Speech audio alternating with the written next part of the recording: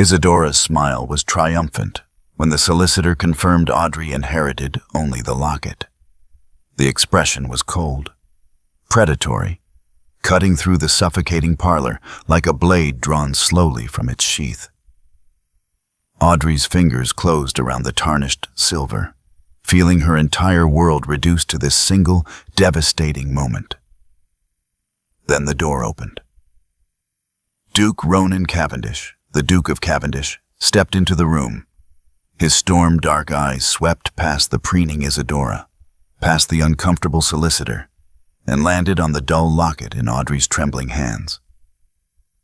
"That object," he said, his voice slicing through Isadora's satisfaction like ice cracking under pressure, "is the Cavendish crested locket. By the Charter of 1523, the locket and its bearer fall under the direct protection of my house." His gaze finally met Audrey's. "Miss Marsh is my responsibility now, by law and by honor." The room fell into frozen silence. But what does this ancient obligation truly mean? Is Audrey being saved, or simply claimed by a more powerful master? And why does the formidable, reclusive Duke of Cavendish care so intensely about one forgotten piece of tarnished silver? My beautiful family, before we dive into this interesting story, I need to share something important with you. We're on a mission to reach 1,000 subscribers, and right now, there are only limited spots to be among our founding 1,000, our inner circle who were here from the beginning. And I want you to be among our most cherished first 1,000. These first 1,000 subscribers will always hold a special place in this community. You'll be the ones who believed in these stories when we were just starting out, the ones who helped build something beautiful. But here's the thing. Once we hit that milestone, that opportunity closes forever. You'll still be welcome, but you won't be part of that exclusive founding group who shaped this channel's journey. So if you've been watching without subscribing, now is your moment. Don't let this story end without you being part of our family. And tell me where you are watching from. Now, let's get into the story. The fire in the parlor had been allowed to die. Audrey Marsh sat rigidly on a straight-backed chair that had been positioned, deliberately, she was certain, at the furthest edge of the room from the fading warmth of the hearth. Her hands rested in her lap, fingers wrapped around the small silver locket, the only item her father had left specifically to her. Beneath the high-waisted bodice of her mourning dress, her heart hammered against her ribs. Across the room, Isadora Vance reclined on the crimson damask sofa like a queen surveying her newly won kingdom. Her gown was elaborate, commissioned from the most fashionable modiste the moment Audrey's father had fallen gravely ill, in a rich emerald that skirted the boundaries of mourning decorum without quite violating it. Her jewelry caught what little gray London light penetrated the heavy velvet draperies, emeralds at her throat, pearl and gold combs gleaming in her elaborately arranged hair. The solicitor, Mr. Pemberton, cleared his throat for the third time. He was a thin, nervous man whose spectacles kept sliding down his perspiring nose despite the room's chill. The sheaf of papers before him seemed to weigh heavily in his trembling hands. "And finally," he read, his voice barely above a whisper, "I leave to my beloved daughter, Audrey Catherine Marsh, the silver-crested locket that belonged to her late mother, with all the affection and hope that she will understand its significance." Audrey's fingers tightened around the tarnished metal. She had expected nothing more. The locket had been her mother's, the only tangible connection to a woman she barely remembered. But hearing it spoken aloud, this pittance, this token, while everything else went to the remainder of my estate, Mr. Pemberton continued, his voice cracking slightly, including the Marsh townhouse, the country estate at Willowmere, all furnishings, investments, and financial accounts. I leave in their entirety to my beloved wife, Isadora Vance, who has brought such joy to my final years." The words fell like stones into still water, each one sending ripples of finality through Audrey's chest. She had known. Of course she had known. Her father had been utterly besotted with Isadora from the moment she'd entered his life 3 years ago. A beautiful widow with impeccable connections and a talent for making a lonely widower feel young again. But knowing and hearing were different things entirely. "Well," Isadora said, her voice bright with barely suppressed delight. She rose from the sofa with practiced grace, smoothing her skirts. How very touching. A locket. How perfectly sentimental. Mr. Pemberton gathered his papers with fumbling haste. "If there are no questions, I shall take my leave. Lady Vance, I shall call upon you next week to begin the formal transfer of—" "No questions from me, Mr. Pemberton." Isadora's smile was radiant, terrible. "Everything is precisely as it should be." The solicitor departed with obvious relief, leaving Audrey alone with her stepmother in the dying afternoon light. For a long moment, neither woman spoke. Rain began to patter against the windows, a soft percussion that only deepened the silence between them. "I suppose," Isadora said finally, moving to the window with languid steps, "you'll want to know when I require you to vacate the premises." Audrey's throat tightened. She forced herself to meet Isadora's gaze. "I had assumed you would wish me gone immediately." "Oh, my dear girl." Isadora's laugh was like breaking glass, sharp and bright and dangerous. "Not immediately. That would be unkind. Shall we say, the end of the week? That gives you 4 days to make arrangements. Surely even you, with your limited resources and connections, can find some charitable soul willing to take in a penniless gentlewoman." She paused, tilting her head with mock sympathy. "Perhaps a position as a governess or a companion to some elderly invalid? You have such a talent for sitting quietly in corners."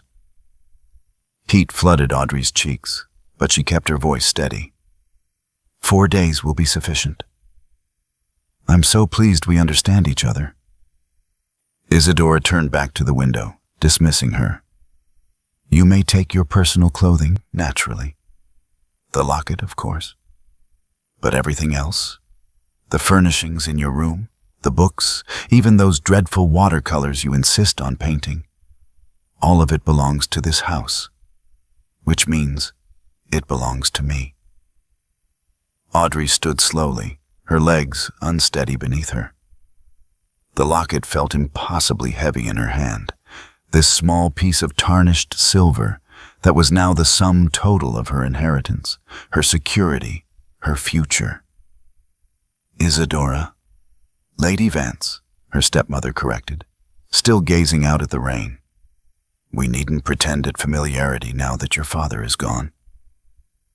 You may address me properly or not at all." The words Audrey had been forming died in her throat. What was there to say? That this was cruel?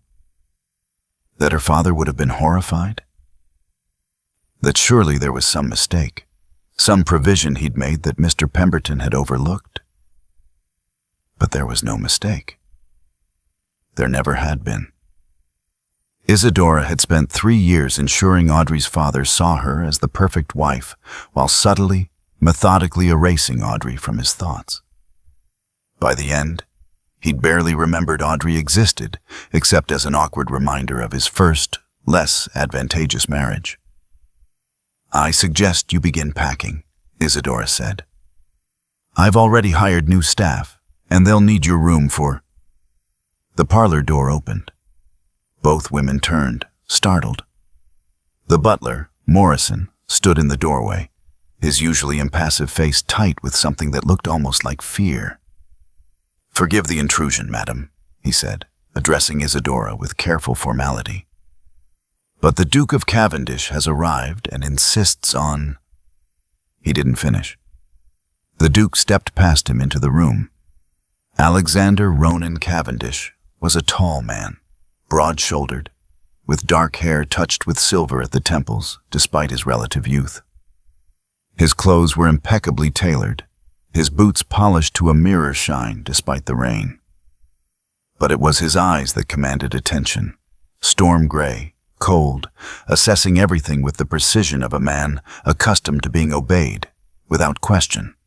Those eyes swept past Isidora's shocked face, past Morrison hovering uncertainly in the doorway, and landed directly on the locket clutched in Audrey's trembling hands. "That object," he said, his voice cutting through the stunned silence like ice cracking under pressure, "is the Cavendish crested locket. By the Charter of 1523, the locket and its bearer fall under the direct protection of my house." His gaze finally met Audrey's, and she felt the weight of it like a physical force. "Miss Marsh is my responsibility now, by law and by honor." The silence that followed the Duke's declaration stretched like glass about to shatter.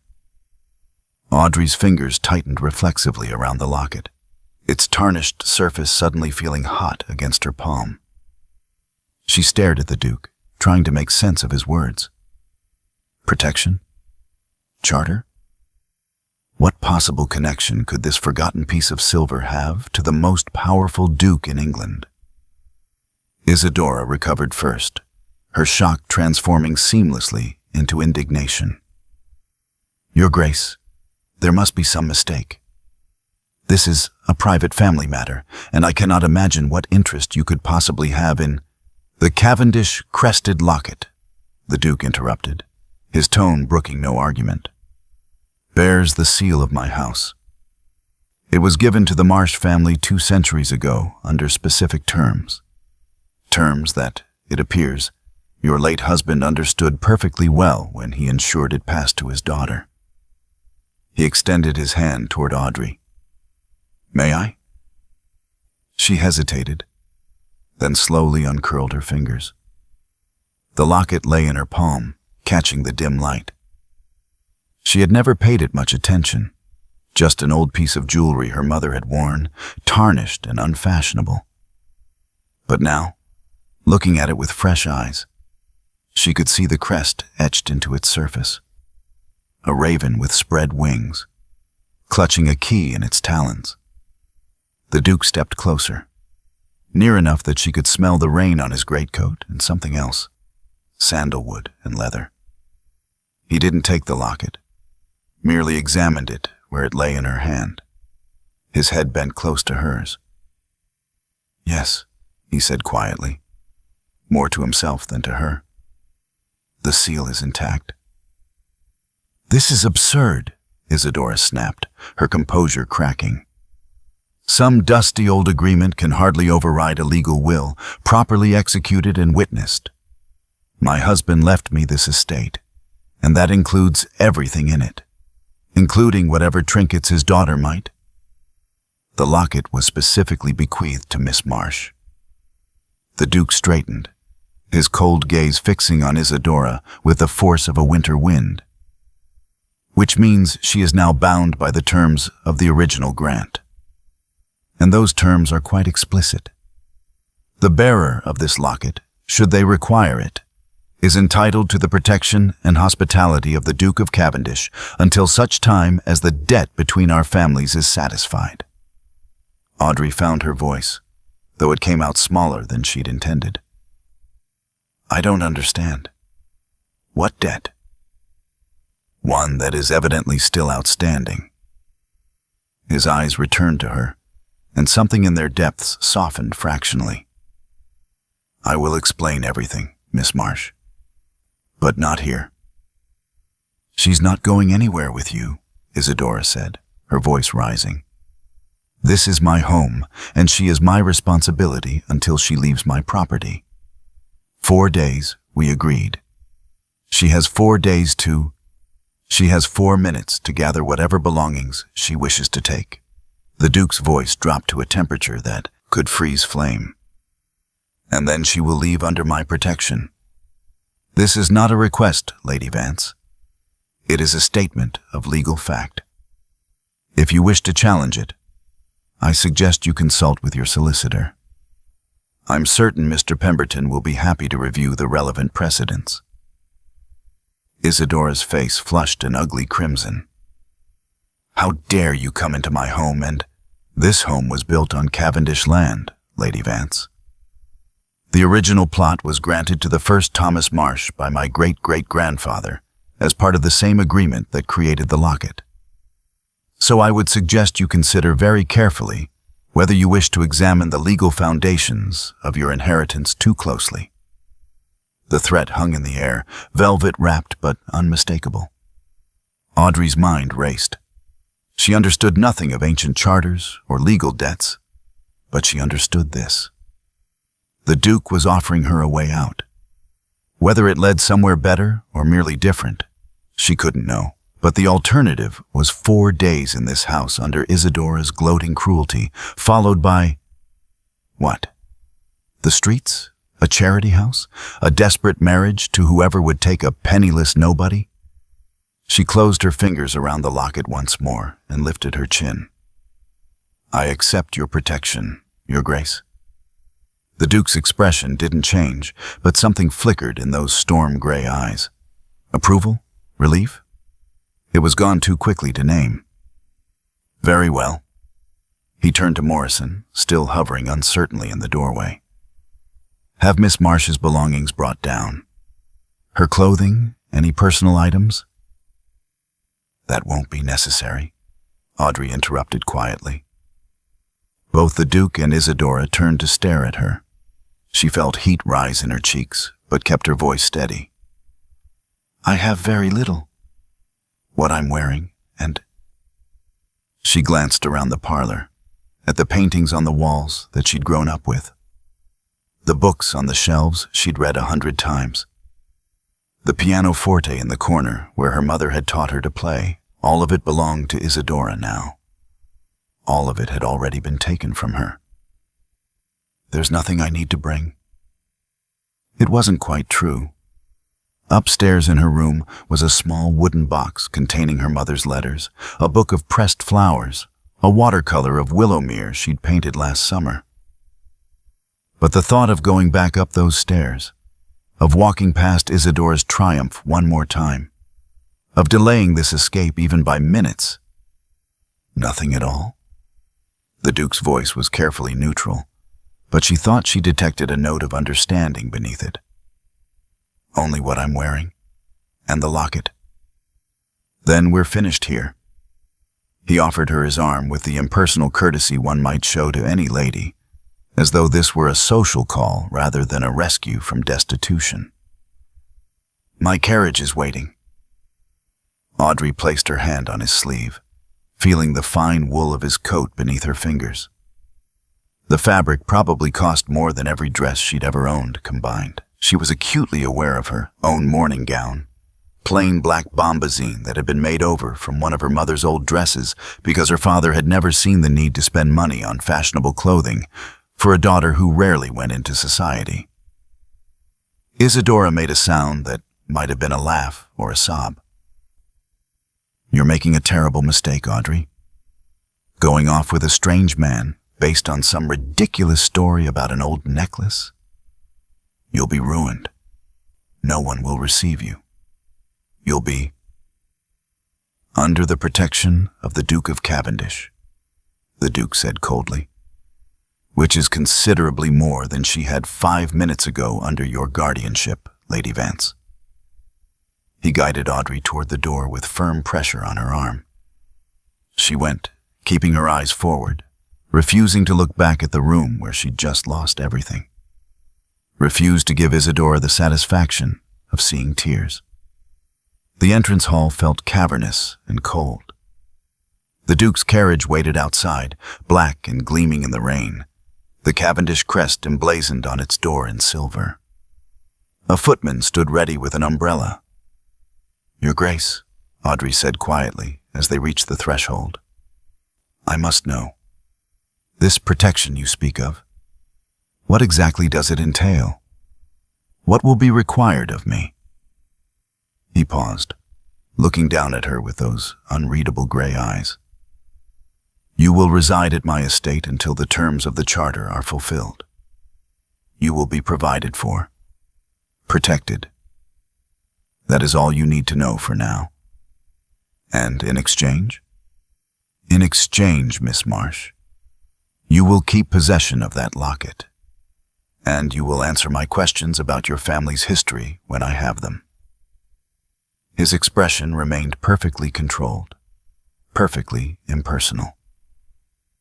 "This is a legal obligation, nothing more. I am not your benefactor. I am simply honoring an agreement made by my ancestors. Do you understand?" She understood that she was trading one form of dependence for another.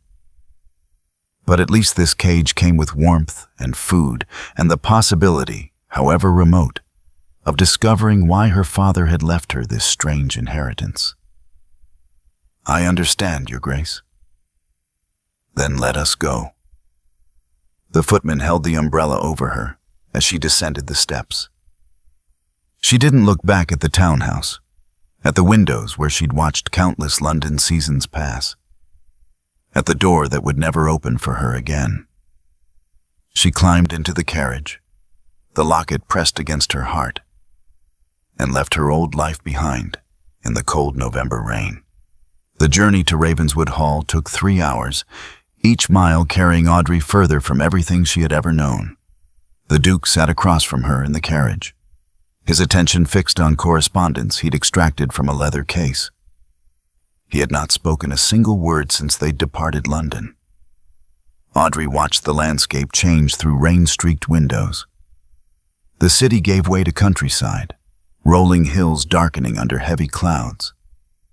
Trees lined the road like sentinels, their bare branches reaching toward the gray sky. As evening approached, the carriage turned onto a private drive flanked by iron gates bearing the Raven crest. Ravenswood Hall emerged from the gathering dusk like something from a Gothic tale. It was massive, built of dark stone that seemed to absorb rather than reflect light. 3 stories of mullioned windows stared down like watchful eyes. Towers rose at each corner, their crenellations sharp against the sky. Gardens stretched to either side, but November had stripped them bare, leaving only skeletal hedges and empty fountains. The carriage rolled to a stop before an imposing entrance. The Duke finally looked up from his papers, following her gaze to the hall. "It's not welcoming," he said flatly, "but it's secure." A butler materialized at the carriage door, older than Morrison, with silver hair and a face that suggested he had long ago forgotten how to smile. Behind him stood a housekeeper in severe black, her keys jangling at her waist. "Grimshaw, Mrs. Hallowell," the Duke said as he descended. "This is Miss Audrey Marsh. She will be residing in the East Wing until further notice. See that she has everything she requires." "Of course, Your Grace." The butler's eyes flickered to Audrey with barely concealed curiosity as a footman helped her down. She was acutely aware that she carried nothing, had nothing but the locket hidden beneath her bodice and the increasingly damp morning dress she wore. "Miss Marsh." The Duke turned to her, his expression as impersonal as it had been in London. "Mrs. Hallowell will show you to your rooms. We will speak tomorrow morning, 9 o'clock in the library. Do not be late." He strode into the hall without waiting for her response, his boots echoing on marble floors. Mrs. Hallowell stepped forward with a slight curtsy. "If you'll follow me, miss."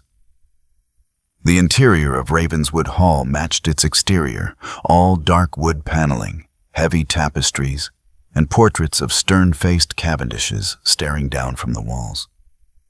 Their footsteps echoed through corridors lit by flickering sconces. Audrey glimpsed rooms filled with shrouded furniture, a ballroom with chandeliers wrapped in cloth, a dining hall with a table long enough to seat 40. "The Duke keeps to himself mostly," Mrs. Hallowell said as they climbed a sweeping staircase. "The house is maintained, but we rarely have guests. You'll be the first to stay in the East Wing in 5 years." 5 years. The words hung in the air, heavy with implication. What kind of man lived alone in a house this size? The East Wing was as imposing as the rest of the hall. But when Mrs. Hallowell opened a door near the end of the corridor, Audrey caught her breath. The suite was beautiful.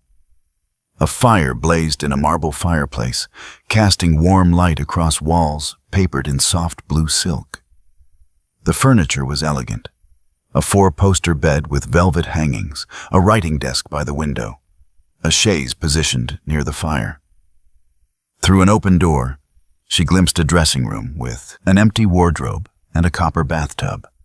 "His Grace instructed that you be made comfortable," Mrs. Hallowell said, moving to adjust the fire. "A bath will be drawn shortly, and dinner sent up on a tray. In the morning, one of the maids will take your measurements. His Grace has arranged for a modest wardrobe to be prepared." Audrey touched the back of a chair, feeling the quality of the brocade beneath her fingers. Everything here was finer than anything she'd owned, even before her father's death. And yet the beauty of it felt hollow, like a gilded cage. "Thank you, Mrs. Hallowell." The housekeeper paused at the door. "His Grace is not an easy man, miss, but he is honorable. Whatever arrangement you have with him, you needn't fear for your safety or your reputation here. The staff knows their duty." Then she was gone, leaving Audrey alone in the beautiful, empty room. The promised bath arrived, carried by silent maids who wouldn't meet her eyes. Dinner followed, roasted chicken, vegetables and cream sauce, bread still warm from the oven, and wine that tasted like sunshine. Audrey ate mechanically, tasting nothing. When she finally lay down in the enormous bed, exhaustion dragged her immediately into dreamless sleep. Morning came too soon, announced by a maid drawing back the curtains to reveal gray skies. Another maid brought tea and toast, then helped her dress in the same black gown she'd worn yesterday. There was nothing else. At precisely 9 o'clock, Audrey presented herself at the library. Grimshaw opened the doors to reveal a room that took her breath away. Books lined every wall from floor to ceiling, thousands of them, their leather spines creating a tapestry of knowledge. Tall windows overlooked the barren gardens. A massive desk dominated one end of the room. The Duke stood before the fire, his back to her. He had changed from his traveling clothes into a dark coat and pristine cravat, every inch the aristocrat in his domain. "You're punctual," he said without turning. "Good." He crossed to the desk and picked up a slim volume bound in cracked leather. The pages looked ancient, the edges gilt with age. "This," he said, holding it up, "is the Chronicle of the Cavendish Marsh Agreement, written in 1523 by my ancestor, the 3rd Duke of Cavendish. It details the circumstances that led to the creation of your locket and the terms of the protection it grants." He set the book on the desk between them, but didn't offer it to her. "I need to be clear about our arrangement, Miss Marsh. You are not my guest. You are not my ward. You are the current bearer of an object that creates certain legal obligations for my family. That is all." His gray eyes fixed on her with cold precision. "You will reside here in comfort and safety. You will have food, shelter, clothing, everything necessary for a gentlewoman's existence. In exchange, you will maintain possession of the locket. You will study this chronicle and provide me with any information about your family's history that might relate to it. And you will conduct yourself with the discretion expected of someone in your position." "And what position is that, exactly?" Audrey heard herself ask. "That of a valuable artifacts curator." He said it without irony, as though she were indeed no different from the ancient book on his desk. Nothing more, nothing less. The word stung more than she'd expected. She had known from the beginning that this was transactional, that the Duke had no personal interest in her welfare. But hearing it stated so baldly in this beautiful room that suddenly felt as cold as the November gardens outside. "I understand, Your Grace." "Do you?" He leaned against the desk, studying her. "Because I need to know that you harbor no romantic notions about this situation. I am not rescuing you. I am fulfilling an obligation. When the terms of the charter are satisfied, you will leave this house with a settlement sufficient to establish yourself independently, and our association will end. Is that clear?" Perfectly clear. He wanted her to understand that the cage, however gilded, had no door-marked affection or regard, only duty. "Yes, Your Grace." "Good." He pushed the chronicle across the desk toward her. "Take this. Read it. Learn what you can about the original agreement. We will discuss it in 3 days, same time." She picked up the book, feeling its weight in her hands. The leather was soft with age, the pages brittle. "You're dismissed, Miss Marsh." She curtsied, a formal acknowledgement of the hierarchy he'd just established, and left the library. In the corridor, she pressed the chronicle against her chest, feeling the locket beneath her dress respond with a strange warmth. Whatever debt bound their families, whatever protection this locket afforded, it had turned her into exactly what the Duke claimed. Not a person, but a keeper of objects, a curator of history that wasn't hers to understand. In her beautiful, cold suite, Audrey sat by the fire and opened the chronicle. The first words were written in an elegant hand. The ink faded to brown. "In the year of our Lord, 1523, a debt of honor was created that shall bind the house of Cavendish to the house of Marsh until such time as..." She read on, searching for answers in words written 2 centuries before she was born. By men who could never have imagined the lonely girl who would one day need the protection they'd promised. The chronicle proved nearly impossible to decipher. Audrey spent the first day squinting at the faded script, trying to parse sentences that seemed to shift between Latin, archaic English, and legal terminology so dense it might as well have been another language entirely. She managed to understand that the locket had been given to Eleanor Marsh, wife of Sir Thomas Marsh, under circumstances involving something the text called sanctuary protection and blood debt. But the specifics remained frustratingly opaque. By the second day, her eyes ached from the strain, and she'd developed a persistent headache that throbbed behind her temples. The chronicle referenced other documents, letters, contracts, property deeds, that might illuminate the full story, but where would such papers be kept in a house this size? On the 3rd morning, rather than waiting for the Duke's summons, Audrey went in search of answers. She found Grimshaw in the entrance hall, directing footmen who were carrying in what appeared to be supplies from the village. "Excuse me," she said, her voice echoing in the cavernous space. "I'm looking for the archives, historical documents relating to the estate." The butler's eyebrows rose fractionally, the most expression she'd yet seen from him. "The archives are in the West Tower, miss, but they haven't been properly maintained in years. His Grace rarely..." "Could you show me the way?" Something that might have been approval flickered across his face. "Of course, miss." The West Tower was reached through a series of increasingly narrow corridors that seemed to lead into the oldest part of Ravenswood Hall. The stones here were darker, the ceilings lower, the air thick with the smell of age and dust. Grimshaw produced a heavy iron key and unlocked a thick oak door. "I'll have a footman bring more candles," he said. "And perhaps some tea?"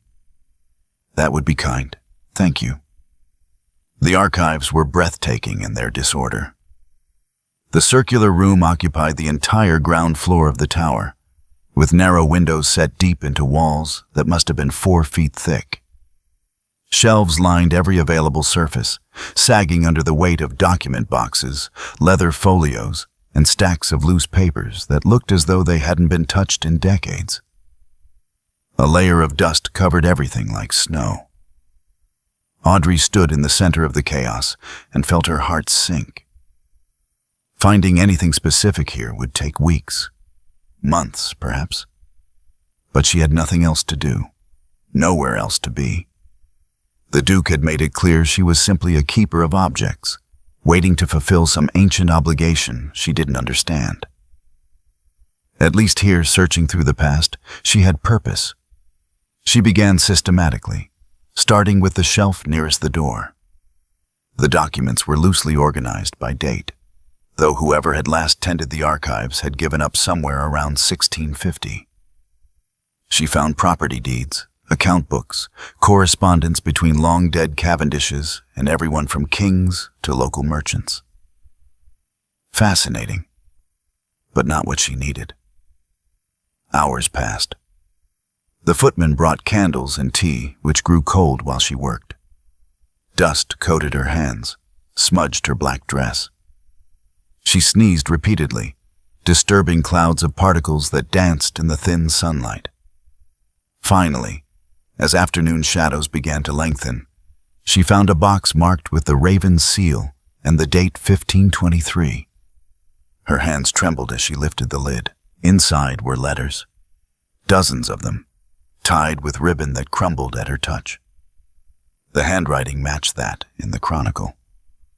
She lifted the first letter carefully, tilting it toward the light from the window.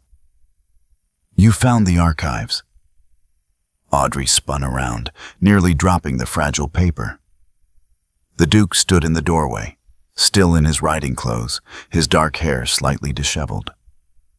How long had he been there? "I'm sorry," she said quickly. "Grimshaw told me where to find them. But if I'm not permitted, you're permitted." He stepped into the room, his eyes scanning the disorder with something that looked like resignation. "Though I should have warned you about the state of them. My father had no interest in the past, and I've had neither the time nor the inclination to sort through centuries of Cavendish correspondence." He moved closer, looking over her shoulder at the box she'd opened. She caught the scent of horse and leather and cold air. "The letters from 1523, he said quietly. "You think they relate to the locket? The date matches the chronicle. And look," she pointed to the seal on one of the letters. "That's your family crest. I thought perhaps they might explain what the chronicle deliberately obscures." He reached past her, his sleeve brushing her shoulder, and extracted several letters. "May I?" They worked in silence as the light faded, moving closer to the window for illumination. The Duke proved surprisingly adept at reading the archaic script, translating passages that had completely baffled Audrey. The letters revealed fragments of a story. Eleanor Marsh had come to Ravenswood seeking protection from some unnamed threat. The Duke's ancestor had granted it, creating the locket as a symbol of an oath. "But what was she fleeing?" Audrey asked, frustrated. The letters dance around it, mention the matter at court and dangerous accusations, but never specify. "Here." The Duke held up a letter written in a different hand, the writing cramped and urgent. "This is from Thomas Marsh to the Duke. He's thanking him for sheltering Eleanor and says..." "Wait." He moved closer to the last candle, which had burned dangerously low. "He says the accusations of treason were false, manufactured by political enemies, and that without the Duke's protection, Eleanor would have been arrested and likely executed." Audrey's breath caught. "Treason?" "It appears your family and mine have been bound together by more than simple friendship." The Duke's voice was soft, almost reverent. This was a matter of life and death. He set down the letter and reached for another, but the candle chose that moment to gutter and die. Darkness engulfed them, except for the faint twilight from the windows. "I'll get more light," Audrey said, turning toward where she thought the door was. Her foot caught on something, a box she'd set on the floor, and she stumbled forward. Strong hands caught her arms, steadying her. The Duke was suddenly very close. Close enough that she could feel the warmth radiating from him in the cold tower room. "Careful," he said, his voice rough. She looked up, meaning to thank him, and found his face mere inches from hers. In the dim light, his gray eyes had darkened to smoke. His hands remained on her arms, firm but not tight. She could feel each finger through the fabric of her sleeves, burning like brands. The moment stretched. Neither of them moved. Audrey's heart hammered so loudly she was certain he must hear it. She had never been this close to a man before, had never felt this strange electricity that seemed to arc between them like summer lightning. The Duke's gaze dropped to her mouth, lingered there for a heartbeat. Then he released her so abruptly she nearly stumbled again. He stepped back, putting 3 feet of space between them, his expression shuddering closed. "It's too dark to continue," he said, his voice once again perfectly controlled, perfectly impersonal. "We'll resume tomorrow, 9 o'clock. Your Grace, Tomorrow, Miss Marsh." He was already moving toward the door, fleeing the small tower room as though pursued. "Have Grimshaw bring you proper lamps. You'll ruin your eyes in this light." Then he was gone, his footsteps echoing down the corridor until silence reclaimed the archives. Audrey stood alone in the gathering darkness, her arms still tingling where he had touched her, her pulse still racing. She pressed her hands to her heated cheeks and tried to catch her breath. It had meant nothing. An accident? A moment of proximity in the dark. The Duke had made his position clear. She was here to fulfill an obligation, nothing more. He felt nothing for her beyond the duty imposed by an ancient agreement. But her traitorous heart didn't believe it. Because for just a moment, in the dying light, she had seen something flicker in those storm-gray eyes. Something that looked almost like hunger before he'd buried it beneath ice and control. She gathered the letters with shaking hands, returning them carefully to their box. Tomorrow they would continue the research. Tomorrow they would maintain the proper distance he insisted upon. But tonight, alone in the archives, she allowed herself to wonder what might have happened if that candle had burned just a little longer. If the darkness had been just a little deeper. If the Duke's control had faltered for one more heartbeat. The locket beneath her dress seemed to pulse with warmth, as though it knew secrets she was only beginning to suspect. The Duke did not appear at 9 o'clock the next morning. Audrey waited in the library for a quarter hour, then half, watching the clock on the mantel tick away the minutes.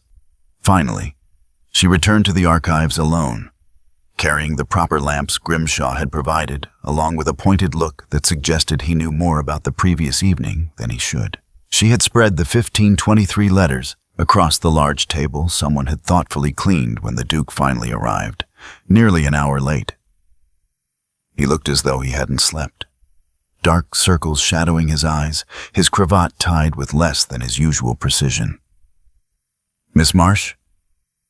He didn't apologize for his tardiness. "You've made progress."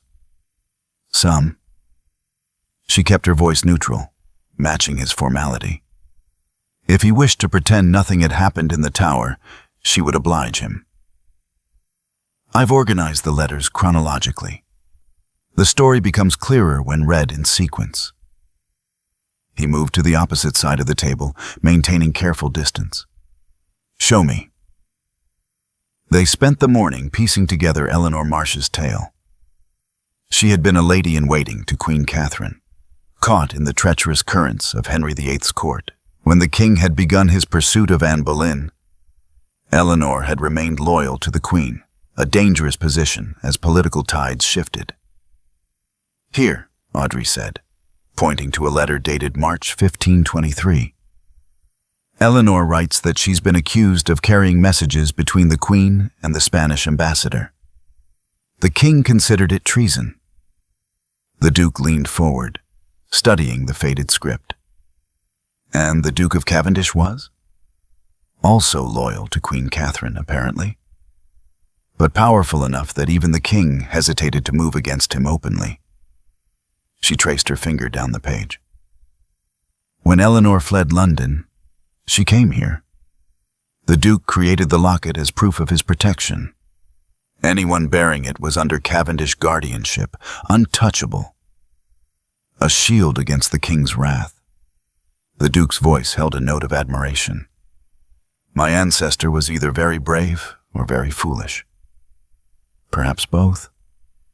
Audrey smiled slightly.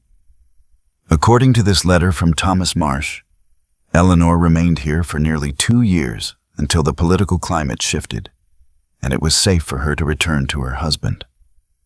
They continued working through the afternoon, stopping only when Mrs. Hallowell insisted on bringing tea and sandwiches.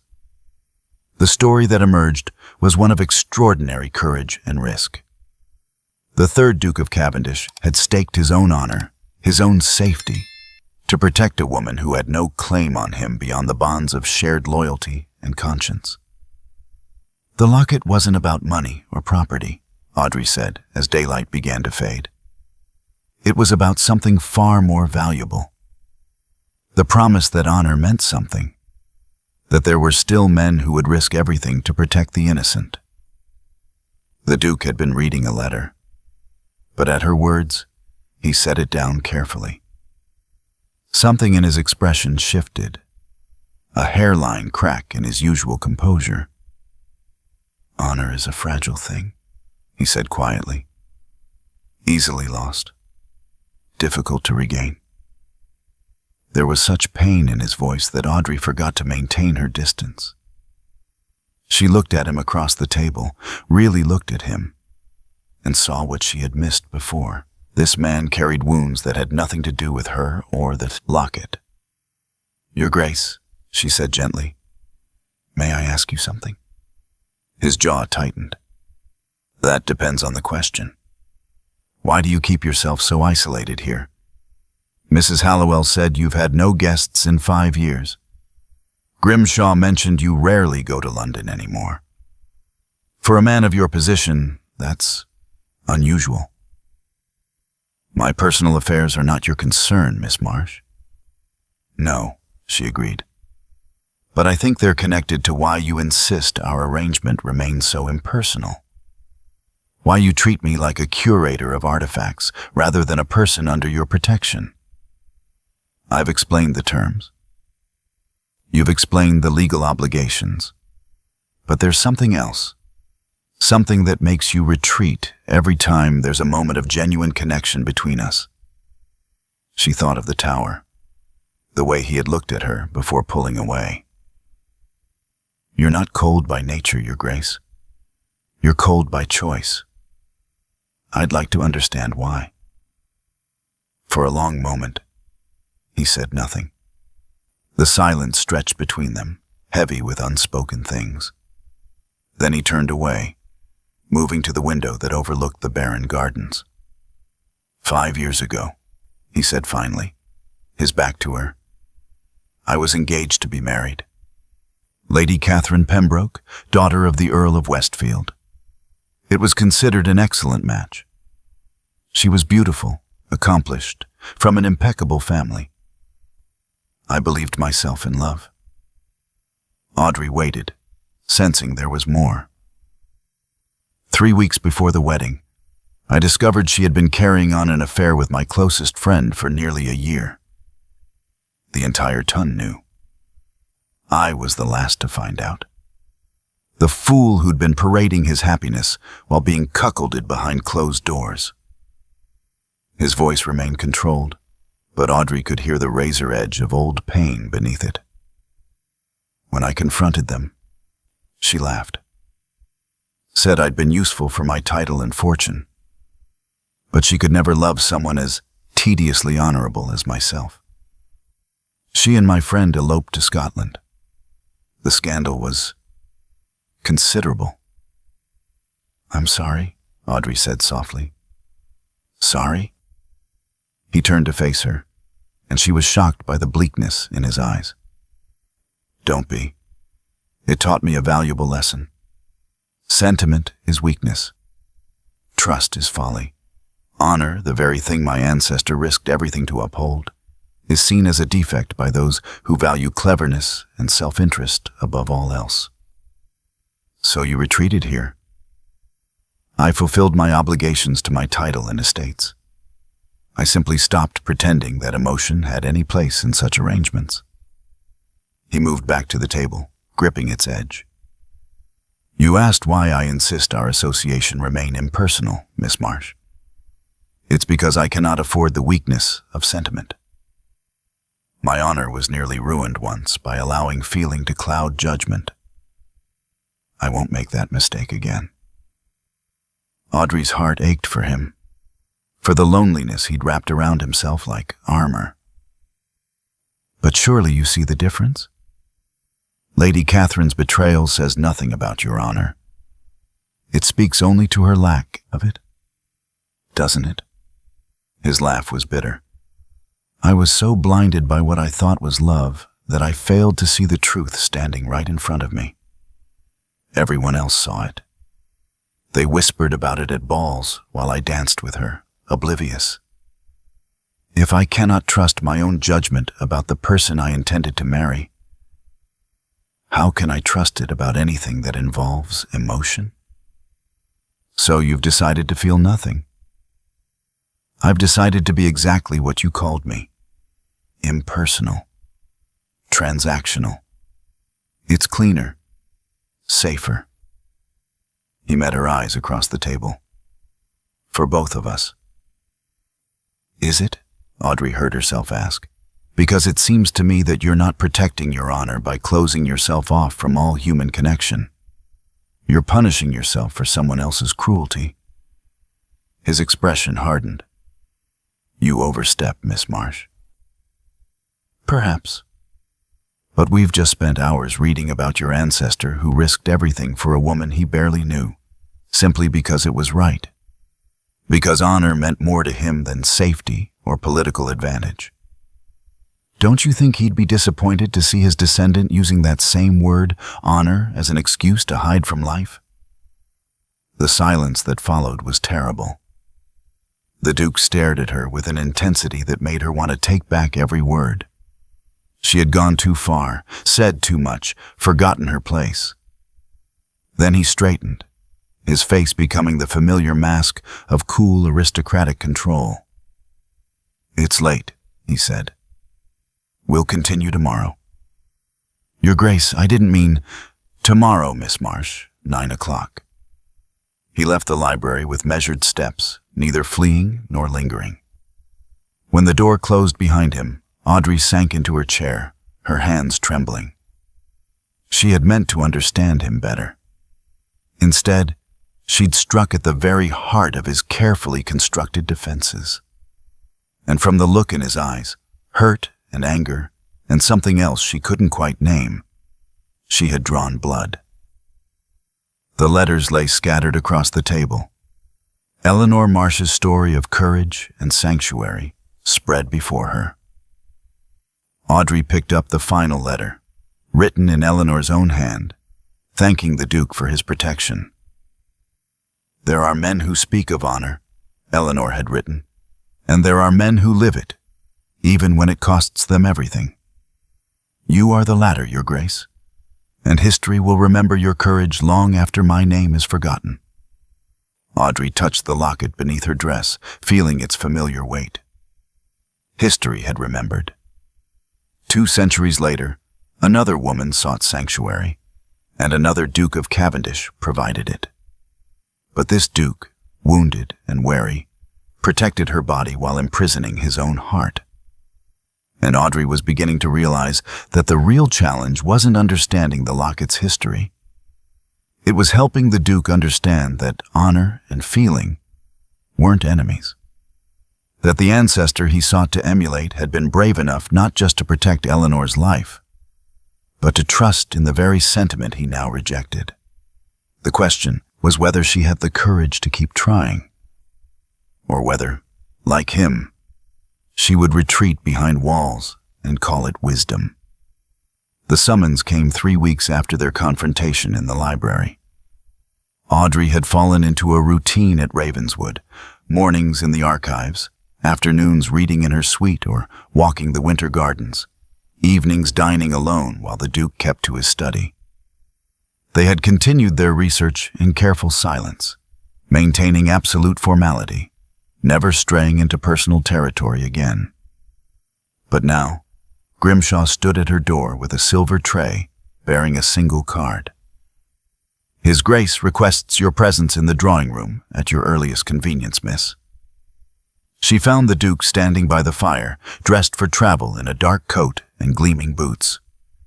His expression was grimmer than usual. "We have a problem," he said without preamble. "Lady Thornbury is hosting her annual winter house party at Thornbury Manor. I've received 3 separate letters this week suggesting that my absence would be noted and discussed.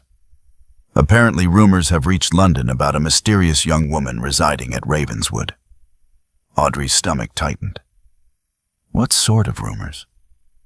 The predictable sort, when an unmarried woman lives in a bachelor's household. His voice was clipped, angry. "Your stepmother has been busy, it seems. Lady Thornbury writes that Isadora Vance has been telling anyone who will listen that you ran away to become my mistress mere hours after your father's funeral." Heat flooded Audrey's cheeks. "That's absurd." "Of course it is. But society thrives on absurdity, and Isadora has made you a delicious scandal." He turned from the fire, his gray eyes meeting hers. "The only way to counter such talk is to appear together in public, to demonstrate that you are under my protection as a matter of legal obligation, not personal indulgence. You want me to attend this house party? I want neither of us to go. But my continued absence will only fuel speculation, and leaving you here will do nothing to restore your reputation." His jaw tightened. "We leave tomorrow. Mrs. Hallowell will ensure you have appropriate clothing." The preparations were swift and efficient. Mrs. Hallowell produced a wardrobe that must have been ordered weeks ago, morning dresses, walking costumes, evening gowns in muted colors, suitable for a woman in mourning but elegant enough for society. Audrey tried not to think about the Duke planning for this contingency, about what it meant that he'd anticipated needing to present her publicly. Thornbury Manor was a 3-hour journey north, a sprawling Elizabethan estate that blazed with light as their carriage approached. Other vehicles lined the drive, disgorging elegantly dressed guests. Audrey's hands clenched in her lap. "You needn't be nervous," the Duke said, the first words he'd spoken since they'd departed Ravenswood. "I'll make the situation clear. Will you tell them about the locket, the charter?" "A version of it. Enough to explain your presence without revealing details best kept private." He looked at her across the carriage. "Follow my lead. Say little. They'll lose interest soon enough if we give them nothing to feast upon." Lady Thornbury greeted them in the grand entrance hall, her sharp eyes taking in every detail of Audrey's appearance. She was a formidable woman in her 60s, dripping with diamonds, her smile not quite reaching her eyes. "Cavendish, how wonderful you could join us. And this must be Miss Marsh." The way she said Audrey's name suggested she knew every rumor and believed most of them. "How delightful. We've heard such interesting things." "I'm sure you have, Lady Thornbury." The Duke's voice could have frozen wine. which is why I felt it necessary to clarify matters. Miss Marsh is residing at Ravenswood under the terms of an ancient family obligation. Her father's will transferred to her possession of an artifact that legally requires Cavendish protection. It's tedious, but binding. How fascinating. Lady Thornbury's eyes gleamed. An artifact, you say? A legal matter, nothing more. I trust you'll help me make that clear to your other guests. It was phrased as a question, but delivered as a command. Lady Thornbury's smile became more genuine. She understood power when she heard it. Of course, Your Grace. How good of you to honor your family's obligations so thoroughly.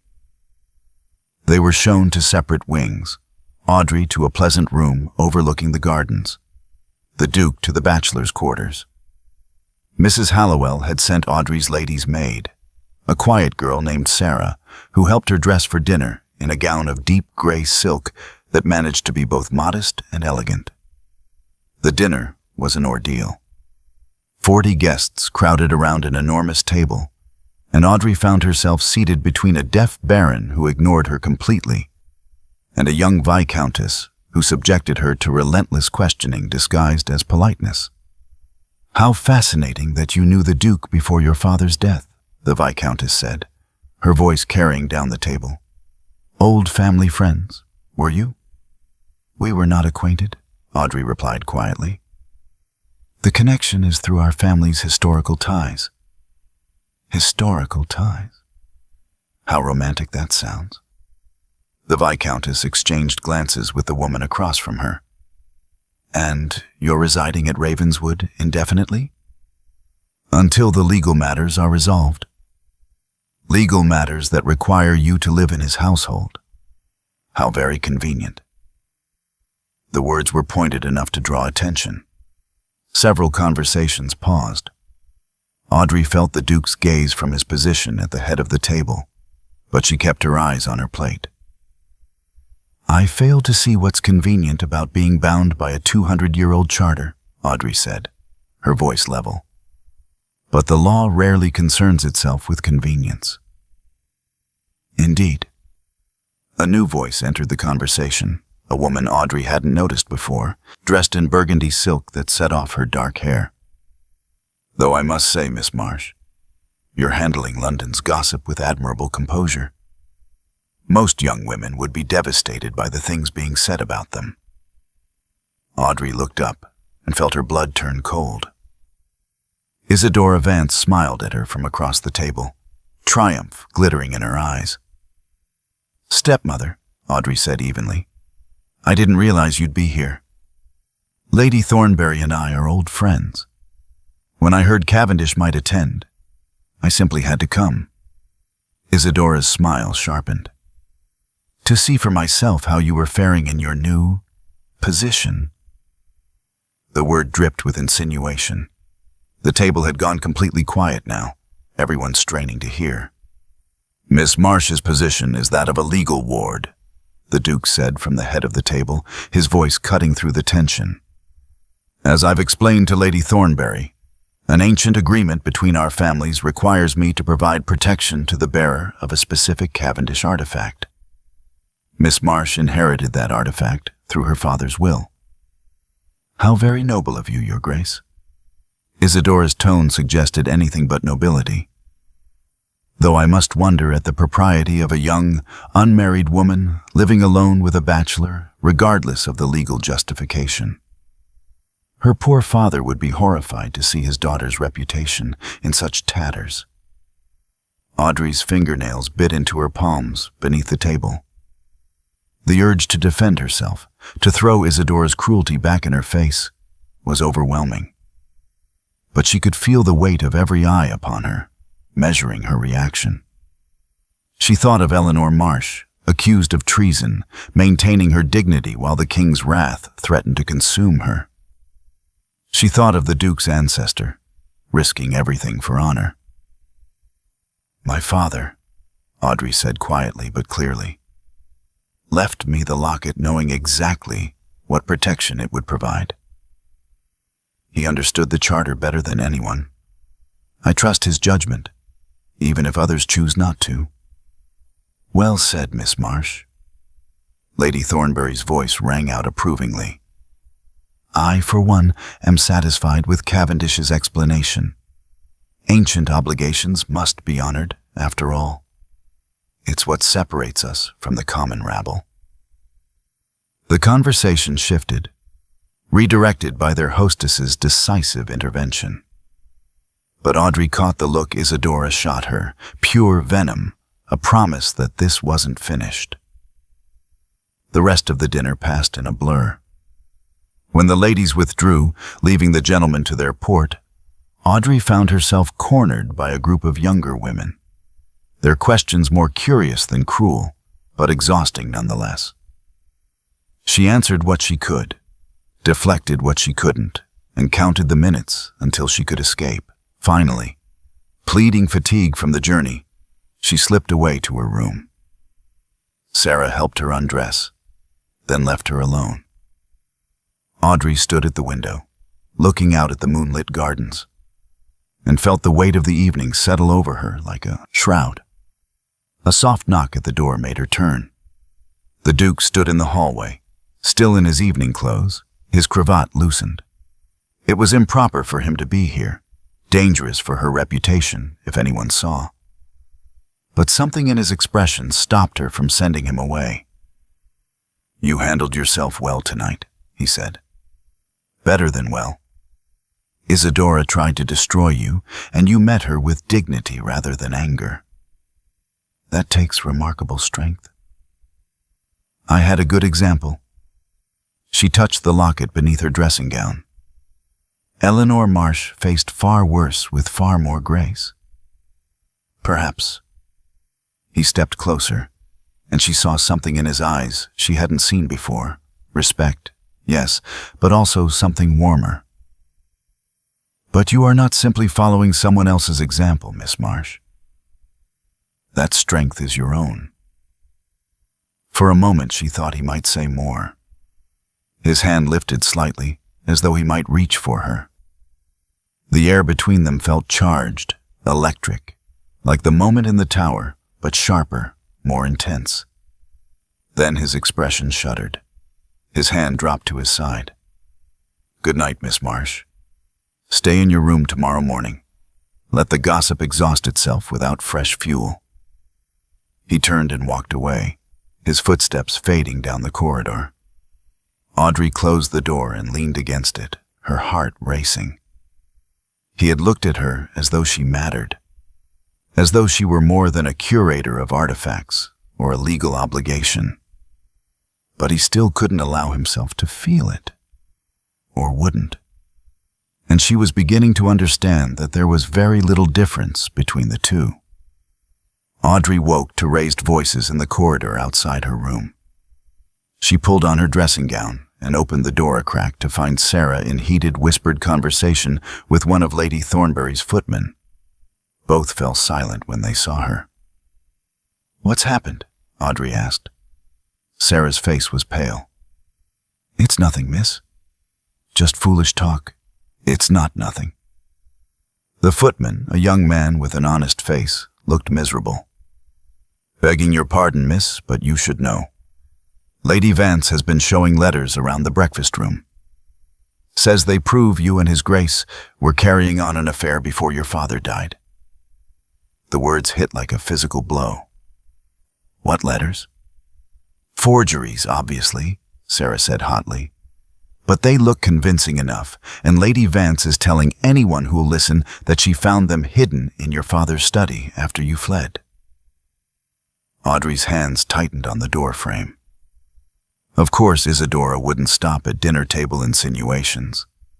She had come prepared to destroy whatever remained of Audrey's reputation. Where is the Duke?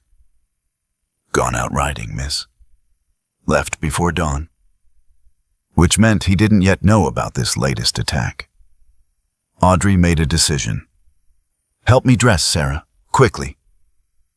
20 minutes later, she descended to the breakfast room with her head high and her hands steady, despite the trembling in her core. The room fell silent when she entered. Isadora sat at the center of a group of women, letters spread across the table before her like playing cards. "Ah, Miss Marsh." Isadora's smile was venomous. "How brave of you to join us. We were just discussing these fascinating letters I discovered. Such passionate sentiments. My dearest Audrey, the hours apart from you are agony. Quite moving, really." Audrey walked directly to the table and picked up the top letter. The handwriting was a decent approximation of the Duke's hand, though anyone who had seen his actual writing would spot the differences. The content was exactly what one would expect from a forger trying to create scandal. Vague enough to be deniable, specific enough to be damaging. "These are forgeries," she said calmly, setting the letter down. "Poorly executed ones. His Grace's handwriting slants differently, and he would never use the word agony in personal correspondence. He considers it melodramatic." "How convenient that you know his writing habits so intimately," one of the women murmured. "I know them because we've spent weeks reviewing historical documents together. Legal research, nothing more." Audrey met Isadora's gaze directly. "But we both know these letters are false, don't we, stepmother? Just as we both know why you're so desperate to ruin me." "I'm simply concerned for your welfare," Isadora said sweetly. "As your father's widow, I feel responsible. You feel threatened." Audrey's voice remained quiet but carried through the room. "Because the Duke's protection gives me something you can't take away. So you've resorted to lies." Strong words from a girl living in sin. Enough. The Duke's voice cut through the room like a blade. He stood in the doorway, still in his riding clothes, his face carved from ice. How much had he heard? He crossed to the table, picked up the letters, and glanced through them with barely concealed contempt. Then, deliberately, he tore them in half. "Lady Vance, you will leave Thornbury Manor within the hour.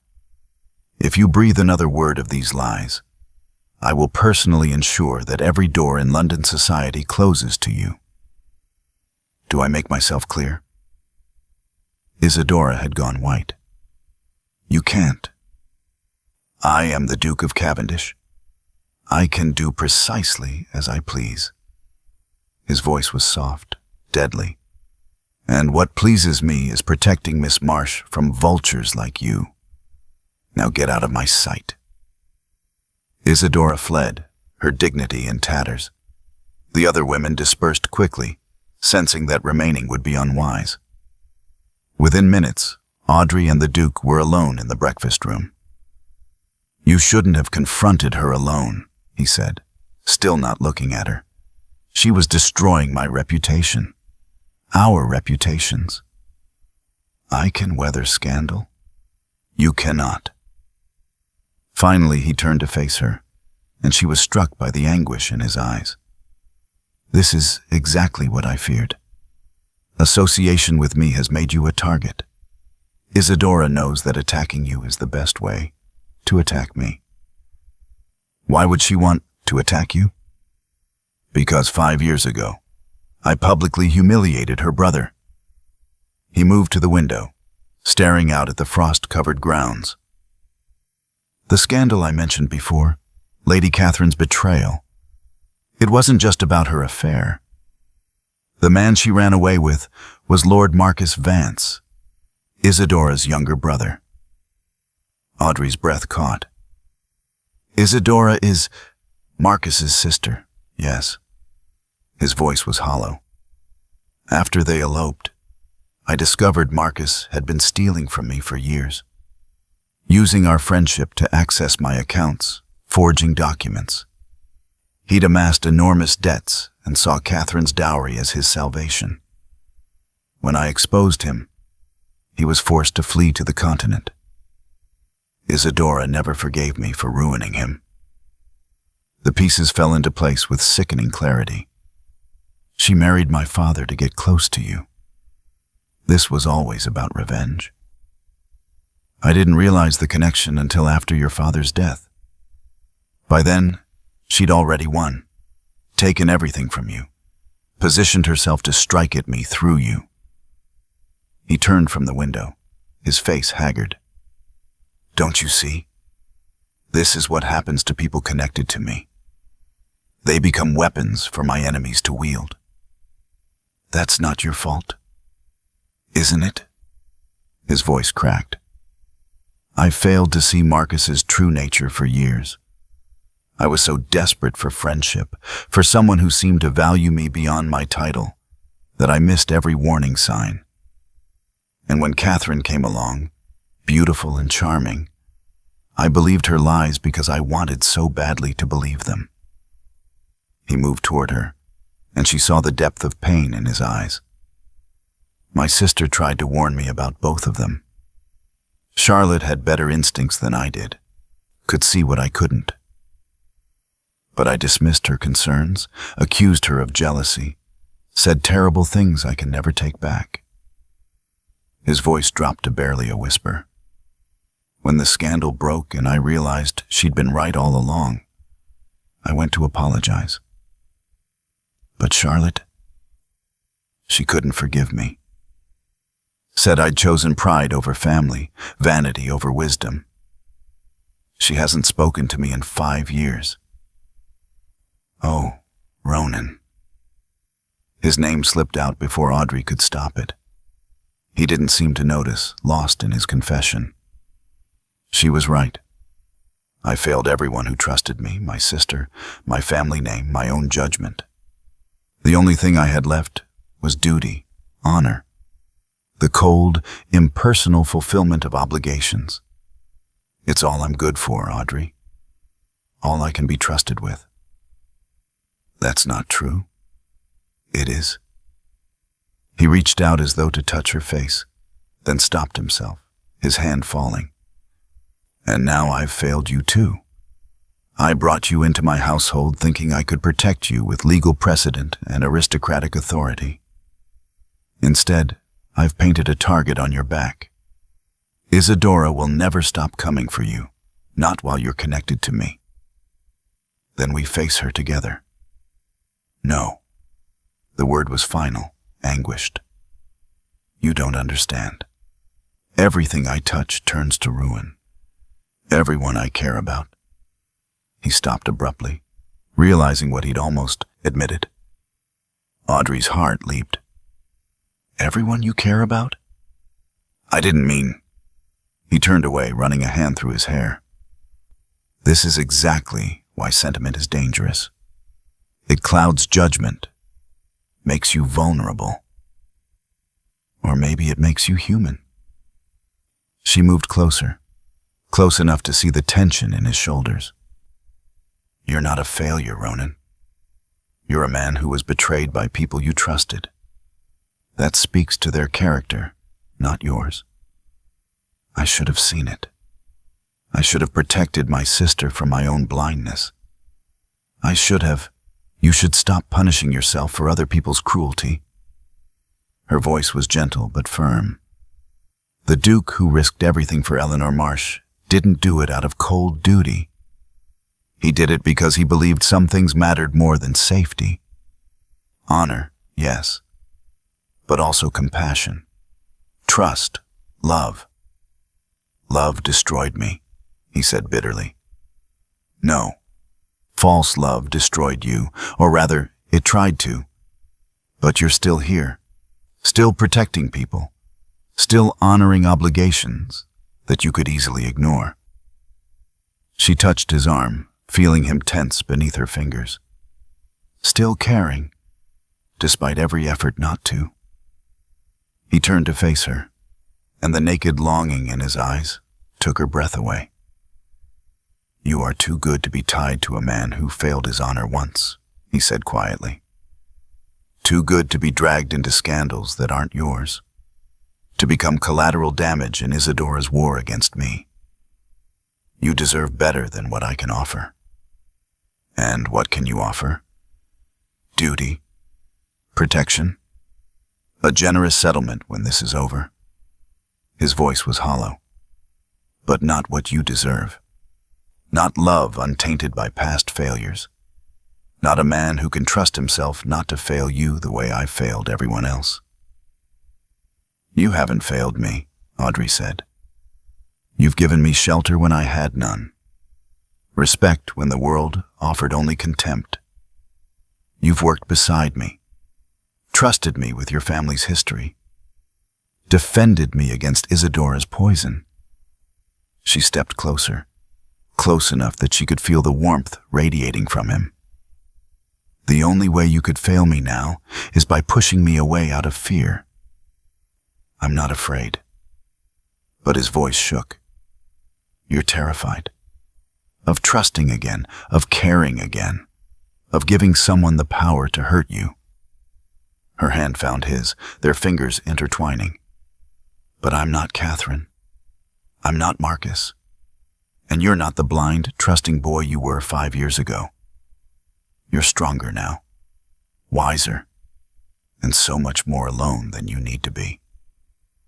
For a long moment, he simply looked at their joined hands, his throat working.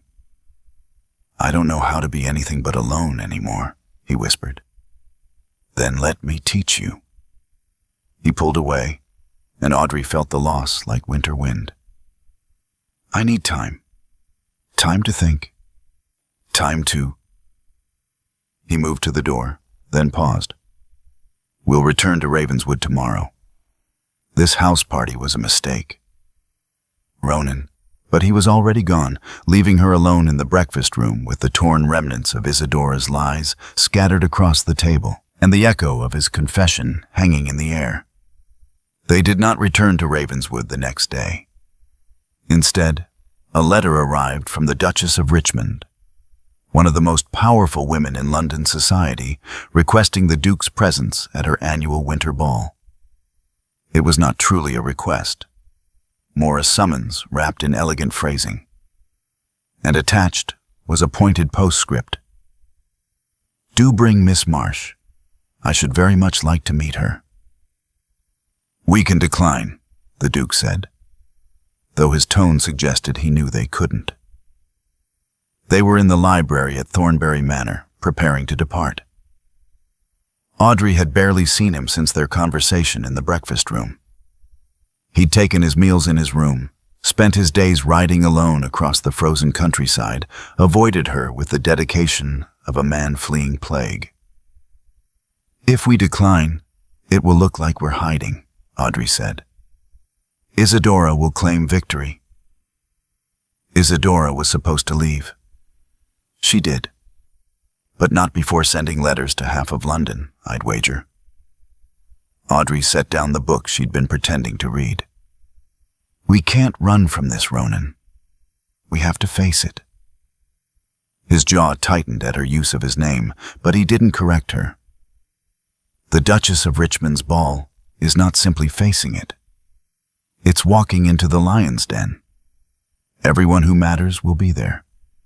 Every gossip, every scandal monger, every person who's heard Isadora's lies. Then let them hear the truth. The truth is complicated. Ancient charters and historical obligations don't make for compelling defense against accusations of impropriety. Then we make it compelling. Audrey stood, crossing to where he stood by the window. Or you could simply tell them, I'm your ward. Make it official. That would silence most of the talk. You're not my ward. The legal relationship is more complex, so simplify it. Give them a story they can understand and accept. She studied his profile, the tension in his shoulders. Unless you don't want to be associated with me that publicly. He turned to her sharply. That's not... He stopped, seeming to struggle for words. Making you my ward would tie you to me indefinitely. You'd be under my authority until you married, or I released you. Is that what you want? More dependence on a man you barely know? I know you better than you think. She held his gaze. And yes, If it means ending this scandal and securing both our reputations, then yes, I accept. Something flickered in his eyes, relief perhaps, or fear. Very well. I'll have the papers drawn up. We'll present you as my ward at the Duchess's ball. That should satisfy propriety. But 3 days later, as their carriage rolled toward Richmond House in London, Audrey wondered if anything could truly satisfy society's hunger for scandal. The Duchess of Richmond's ball was legendary. Hundreds of guests, the finest orchestra in England, champagne flowing like water. Audrey descended from the carriage in a gown of pale silver that Mrs. Hallowell had somehow procured, elegant but not showy, expensive but not ostentatious. The locket lay against her skin beneath the modest neckline, hidden but present. The Duke offered his arm with careful formality. Stay close to me. Don't engage with anyone Isadora has poisoned against you. We'll make our courtesy to the Duchess, be seen, and leave. But the moment they entered the ballroom, Audrey knew it wouldn't be that simple. Conversation stopped, heads turned. The whispers started immediately, a susurrus of speculation that followed them like a wave. The Duke's hand tightened fractionally on her arm, but his expression remained impassive. The Duchess of Richmond swept toward them, a regal woman in her 50s with sharp eyes that missed nothing. Cavendish, how good of you to come. Her gaze traveled to Audrey with frank appraisal. And this is the young lady causing such delicious controversy. Your Grace, may I present Miss Audrey Marsh, my ward? The Duke's voice carried, ensuring those nearby heard clearly. She resides at Ravenswood under my legal protection. Your ward. How very proper. The Duchess's lips quirked. Though I confess, the stories I've heard suggested something rather less proper. Lady Vance has been most descriptive in her accounts. Lady Vance is a liar, Audrey said quietly, but clearly. The Duchess's eyebrows rose. Direct. I like that. She tucked Audrey's arm through hers, effectively separating her from the Duke. Come, my dear. Let's take a turn about the room together. I want to hear your version of this tale. Cavendish, do entertain yourself. We'll return her to you shortly. It was a power play, the Duchess asserting her authority, testing both Audrey and the Duke. He had no choice but to bow and release her. The Duchess guided Audrey through the glittering crowd, nodding to acquaintances, all while subjecting her to polite but pointed questions. Where had she met the Duke? What were the exact terms of their arrangement? Did she understand how unusual it was for a bachelor to take in a young woman, regardless of legal justification? Audrey answered honestly, explaining the locket, the charter, her father's will. The Duchess listened with the air of someone evaluating a potentially valuable acquisition. You're either very brave or very naive, the Duchess said finally. Probably both. But I'll give you this. You carry yourself well for someone at the center of a scandal, not of her making. I learned from watching my stepmother, Audrey said dryly. She's an expert at creating scandals for others while maintaining her own pristine reputation. The Duchess laughed, a genuine sound. Oh, I do like you. Very well, Miss Marsh. You have my... She stopped abruptly. Her expression hardened. Audrey followed her gaze and felt her blood run cold.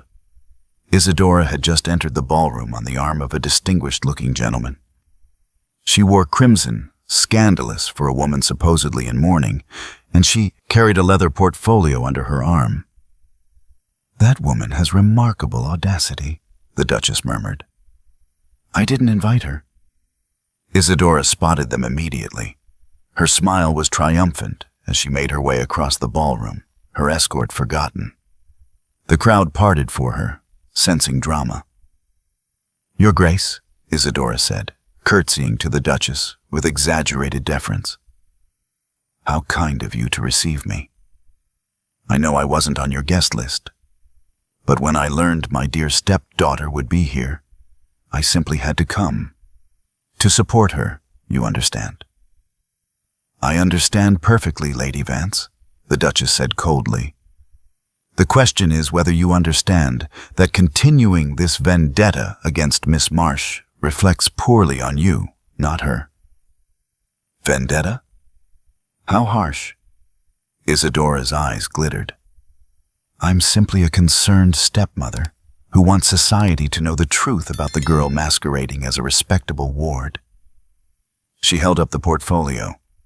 "I have evidence, letters, documents, proof that Miss Marsh and the Duke were carrying on an illicit relationship before my husband's death." The ballroom had gone silent. Everyone was watching now.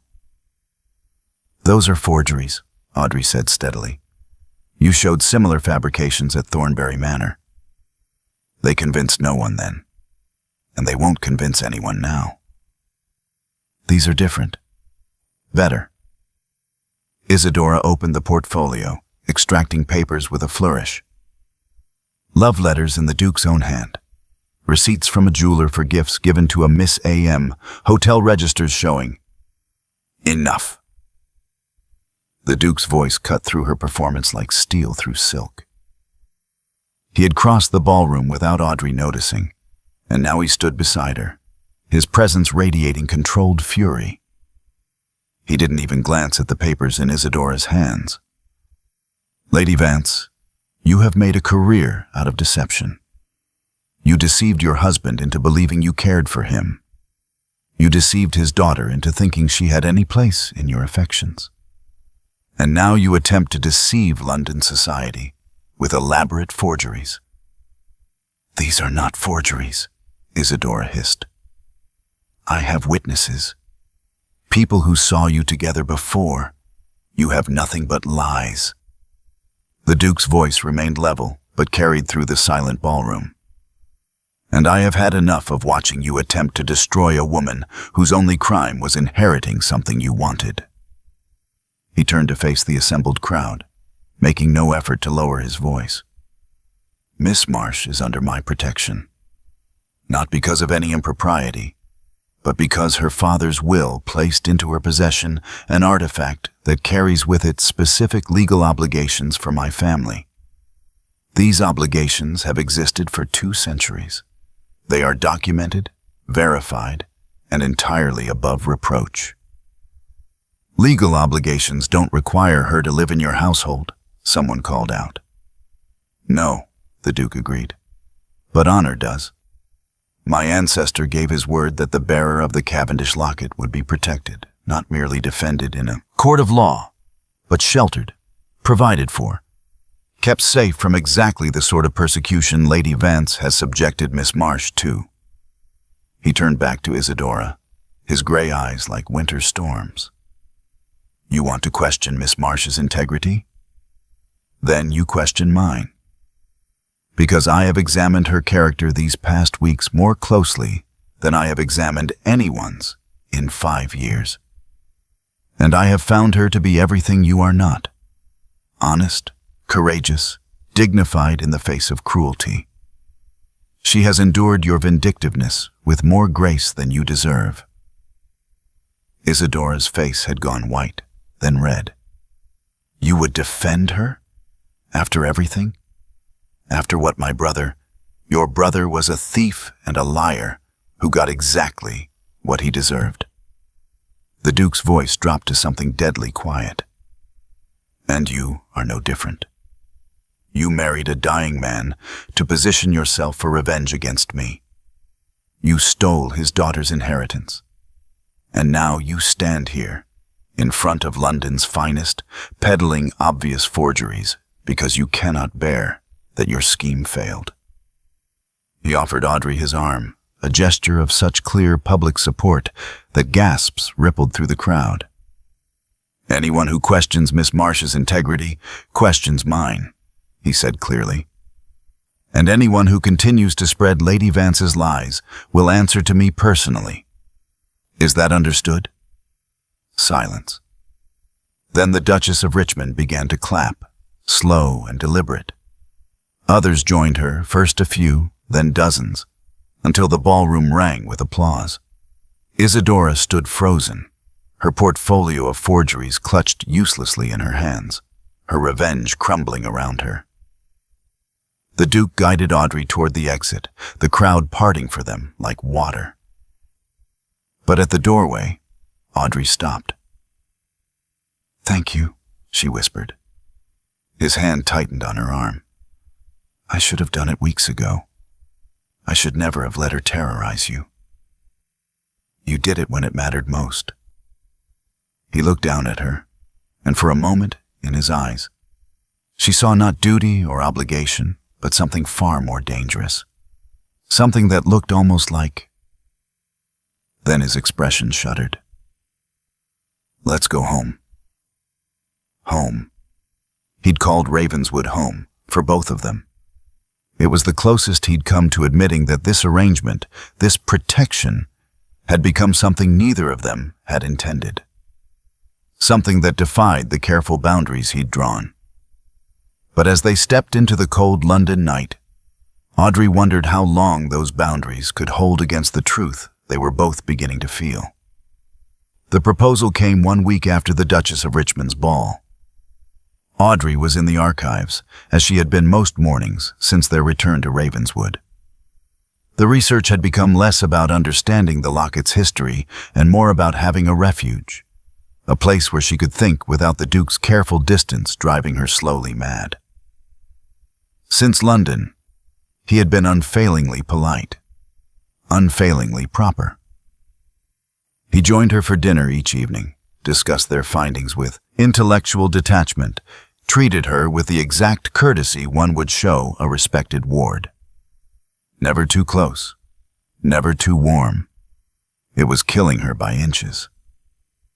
She had just discovered a letter from Eleanor Marsh to the third Duke, written after she'd returned safely to her husband, when Grimshaw appeared in the doorway. "His Grace requests your presence in the library, Miss Marsh." Something in the butler's tone made her stomach tighten. This wasn't their usual morning meeting.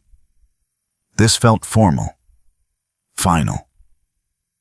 The Duke stood by the library window, his back to her, hands clasped behind him.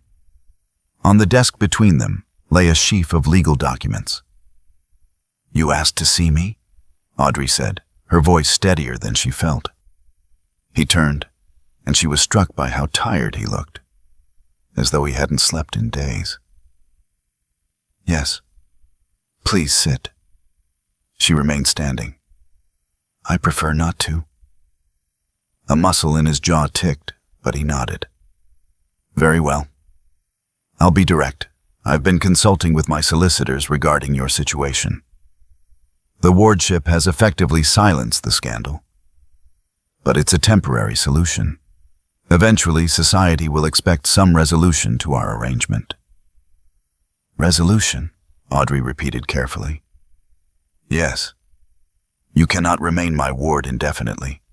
It's irregular, and it leaves you vulnerable." He moved to the desk, resting his hand on the documents. "I've considered every option, and there's only one that provides you with permanent security and unassailable social standing." Her heart began to race. "Which is?" "Marriage." He said it clinically, as though discussing a business merger. "A marriage of convenience between us would satisfy all legal and social requirements.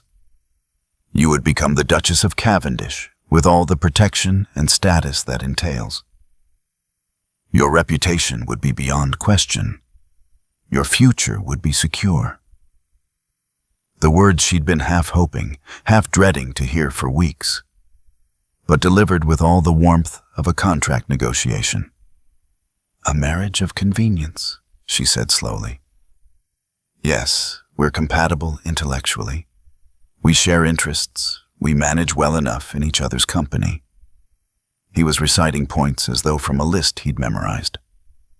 "I would ensure you had complete independence, your own household budget, freedom to pursue your interests, separate chambers if you preferred. The arrangement would be entirely on your terms. Everything except love. He flinched. Love is not a prerequisite for a successful marriage. Respect, compatibility, shared purpose, these are far more reliable foundations. For you, perhaps? Audrey felt something breaking inside her, something she'd been holding together through sheer will. But not for me.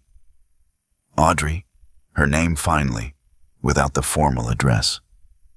You're being unrealistic. Love is what destroyed me before, what made me blind and foolish and vulnerable. I'm offering you something far more valuable, security without the risk of heartbreak. You're offering me a cage. She moved closer to the desk, her hands trembling. A gilded, respectable cage, where I'd spend the rest of my life watching you keep me at arm's length, treating me with polite distance while we both pretend that this is enough. It could be enough, he insisted. Given time, affection could develop. Partnership. Something stable and lasting. Something safe, she said bitterly. Something that asks nothing of you emotionally. Where you can hide behind duty and obligation and never risk feeling anything real again. That's not fair. Isn't it? She picked up the marriage contract, scanning the meticulously detailed terms. Everything was there. Settlements, allowances, provisions for children should they occur, all laid out with legal precision. Everything except the one thing that mattered. Tell me, Ronan, in all these pages of contracts and clauses, where is the part about loving me, about wanting me as more than a solution to a social problem? I'm trying to protect you. I don't want to be protected. The words burst out of her, louder than she'd intended. I don't want to be sheltered and secured and managed like one of your investments. I want to be loved, passionately, messily, with all the risk and vulnerability that terrifies you so much. He stepped back as though she'd struck him. I can't give you that. The cost of what? Of trusting someone? Of letting yourself feel something beyond duty? She set down the contract with shaking hands. Your sister was right about Catherine and Marcus. And yes, you didn't listen, and that hurt her. But do you know what hurts her more now? That you've let their betrayal turn you into this? A man so afraid of being hurt again that he'd rather feel nothing at all. You know nothing about my sister. I know she loved you enough to warn you. And I know she'd be heartbroken to see you using her absence as another reason to keep everyone at a distance. Audrey moved around the desk, close enough now to see the pain in his eyes. I know because I would be heartbroken too, if the man I loved chose safety over happiness, chose fear over faith. The man you... He stopped, his breath catching. Audrey, don't. Don't what? Don't love you? She laughed, the sound cracking. Too late. I've been falling in love with you for weeks. Every time you got lost in the archives, forgetting to be cold and distant. Every time you defended me without thinking about the cost to yourself. Every time you looked at me like I was more than an obligation. And then forced yourself to look away. This is exactly why we should marry, he said desperately. You have feelings for me. I have regard for you. We could build something. No. The word was quiet but absolute. I will not build a marriage on your regard and my love. I will not spend my life hoping you might someday feel a fraction of what I feel for you. I deserve more than that. I deserve everything. She reached behind her neck and unclasped the locket. It fell into her palm, warm from resting against her skin for so long. The silver caught the morning light, the raven crest gleaming. "The locket brought me here," she said softly. "It gave me shelter when I had none, protection when I needed it most. But its purpose was never to trap me in a half-life with a man too afraid to love me back." She set the locket on the desk, next to the marriage contract. "I release you from your obligation, Duke. The locket is yours. The charter is fulfilled. I'll leave Ravenswood by the end of the week." His face had gone white. "Where will you go?" "I don't know." And it was terrifying and liberating all at once. "Perhaps I'll find a position as a governess or a companion. Or perhaps I'll use the skills I've learned in your archives to offer my services as a researcher. I'll manage. I'm stronger than I was when I arrived here." "Audrey, you're being rash. You have no money, no connections." "I have myself." She met his eyes, letting him see the determination in hers. "And I'd rather face an uncertain future alone than a certain future in a marriage where only one of us is willing to risk everything. I'm offering you everything I can give. Then it's not enough." The words hung between them, brutal in their honesty. "I love you, Ronan. I love your brilliance and your wounded honor, and the way you pretend not to care while caring desperately about everything. I love how you've tried so hard to keep your distance and failed a little more each day. I even love your stubbornness, though right now, it's breaking my heart." Tears were streaming down her face now, but she didn't wipe them away.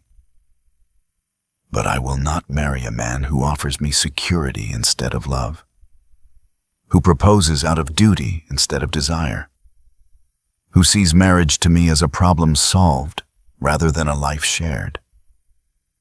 She picked up the marriage contract and set it in his hands. "Find someone who will accept this. Someone who wants safety more than passion.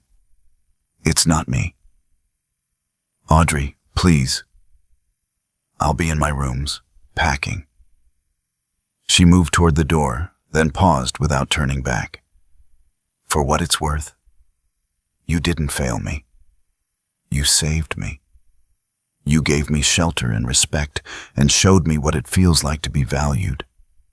You helped me find strength I didn't know I had. I'll be grateful for that, for the rest of my life." "Then stay," he said hoarsely.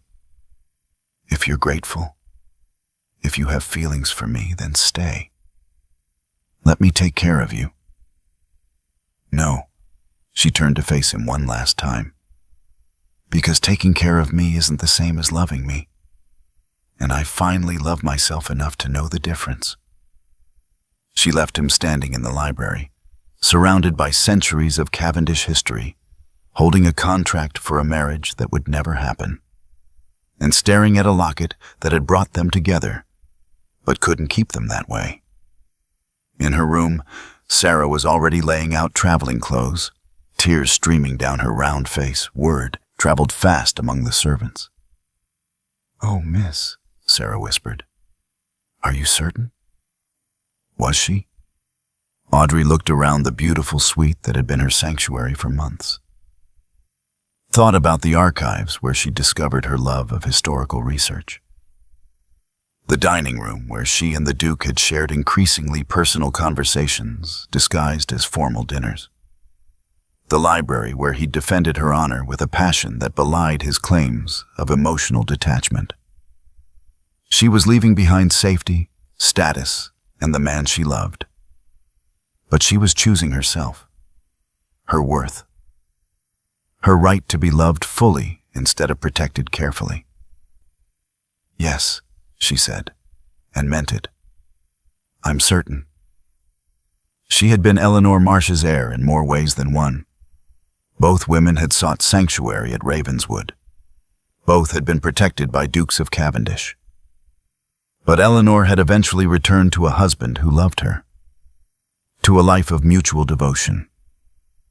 Audrey would not settle for less, even if it meant walking away from everything, even if it shattered her heart in the process.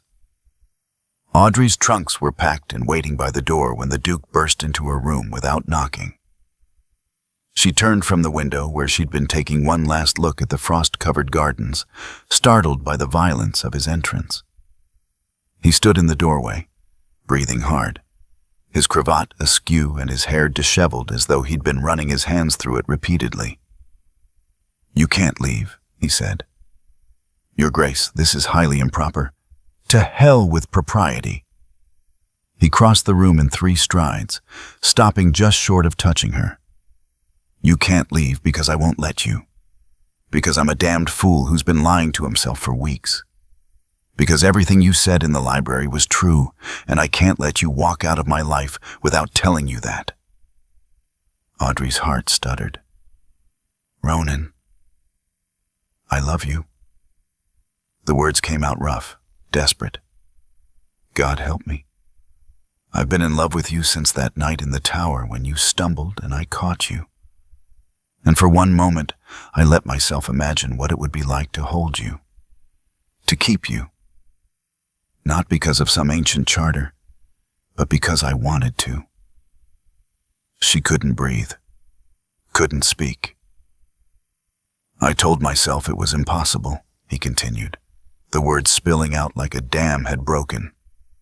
"That I couldn't trust my own judgment. That caring for you would only end in disaster.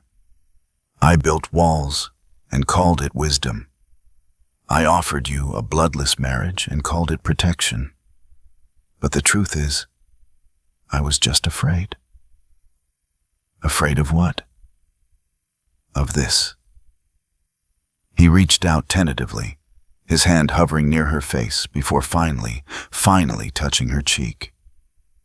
"Of wanting something this much. Of giving you the power to destroy me. Because you could, Audrey. You already have more power over me than Catherine or Marcus ever dreamed of." "I would never. I know." His thumb brushed away a tear she hadn't realized had fallen. "That's what makes you different. What makes this different? You've seen me at my worst. Cold, distant, hiding behind duty because I was too cowardly to admit what I felt. And you didn't flatter or manipulate or try to change me. You just demanded that I be honest. With you. With myself."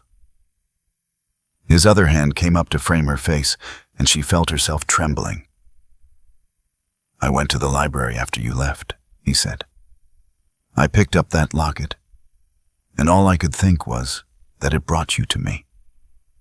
That my ancestor made a promise 2 centuries ago, and somehow, impossibly, it led to you standing in my parlor with nothing but a piece of tarnished silver and the courage to accept help from a stranger." "It wasn't courage," she whispered. "It was desperation. It was both. Just like leaving now is both brave and terrifying." He leaned his forehead against hers, his eyes closing. "But you don't have to be terrified, because I'm here. I'm finally here, Audrey.